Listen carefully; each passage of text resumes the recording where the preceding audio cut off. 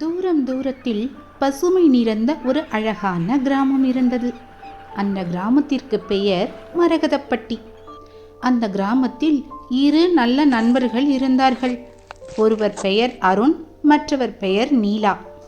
அவர்களின் வீட்டுக்கு பக்கத்தில் ஒரு மிக பழைய மணிகோபுரம் இருந்தது. அந்த மணியில் ஒரு கதையும் இருந்தது. ஒரு நாள் மழை நின்ற பிறகு அருண் தரையில் ஒரு பழைய இரும்பு சாவி கண்டான். அவன் ஆச்சரியப்பட்டு, நீலா, இது மணிகோபுரத்தின் சாவியா என்று கேட்டான். நீலா கண்களை பெரிதாக திறந்து, வாங்க போய் பார்ப்போம் என்றாள். அவர்கள் கொடிகள் நிறைந்த பாதையில் நுழைந்து கோபுர கதவுக்கு வந்தார்கள். அருண் சாவியை போட்டான். கதவு கிர் கிர் என்று சத்தம் செய்து திறந்தது. கோபுரத்தின் உள்ளே தூசும் தூசியே, சுவரில் பழைய ஓவியங்கள், மேலே செல்ல அறை உடைந்த மரப்படிகட்டு.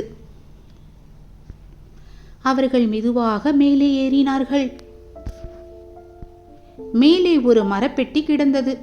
பெட்டியின் மேல் எழுதப்பட்டிருந்தது, இதனை திறப்பவர் நேரத்தை மதிக்க தெரிந்திருப்பார். பெட்டியில் ஒரு மணல் மணிக்கூண்டு. அதில் எழுதப்பட்டிருந்தது, மணி ஒலிக்க நேரம் 10 நிமிடம். ஒவ்வொரு நிமிடமும் ஒரு சோதனை. முதல் சோதனை தைரியம். ஒரு நிழல் உருவம் தோன்றியது. அருண் மெதுவாக சொன்னான், பயப்படாதே என்று. நீலா ஒரு படி முன்னேறி, நாங்கள் பயப்பட மாட்டோம் என்று சொன்னாள். உடனே நிழல் மறைந்தது. அடுத்த அறையில் ஒரு கல் பலகை, அதில் ஒரு புதிர். என்னை வெட்டினால் நான் பெருகுவேன், நான் யார்? அருண் சிரித்தான். அது குழி என்றான். பலகை உடனே பிரிந்து பாதை திறந்தது. அடுத்த அறையில் 2 கதவுகள். ஒரு கதவில் ஒருவரே திரும்ப முடியும் என்று எழுதப்பட்டிருந்தது. மற்றொரு கதவில் இருவரும் திரும்ப முடியும் என்று எழுதப்பட்டிருந்தது. அருண் சொன்னான், நாங்கள் நண்பர்கள், எப்போதும் சேர்ந்துதான் இருப்போம் என்று. அவர்கள் இருவரும் என இருந்த கதவை திறந்தார்கள். சுவரில் ஒரு பழைய மணி, அதன் ஊசிகள் விழுந்திருந்தது. காகிதத்தில் எழுதப்பட்டிருந்தது, சூரியன் உதிக்கும் நேரம் சரியாக வைத்தால் மட்டும் மணி ஒலிக்கும் என்று. அருண் அமைதியாக மணியின் ஊசிகளை 6 மணிக்கு வைத்தான். அடுத்த நொடியில் பரபரப்பான ஒரு சத்தம், டான் டான் டான்.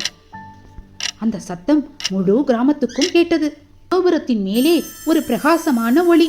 அதில் இருந்து ஒரு சிறிய பெட்டி கீழே இறங்கியது. பெட்டிக்குள் நீல நிறத்தில் பிரகாசிக்கும் ரத்தினம். அருண் ஆச்சரியப்பட்டான்.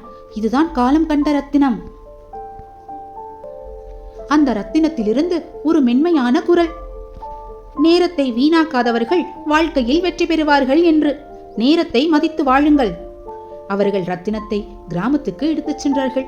அதன் பிறகு மரகதப்பட்டி கிராமம் செழிக்க ஆரம்பித்தது. அருணும் நீலாவும் நேரத்தை மதித்த வீரர்கள் என புகழ் பெற்றார்கள்.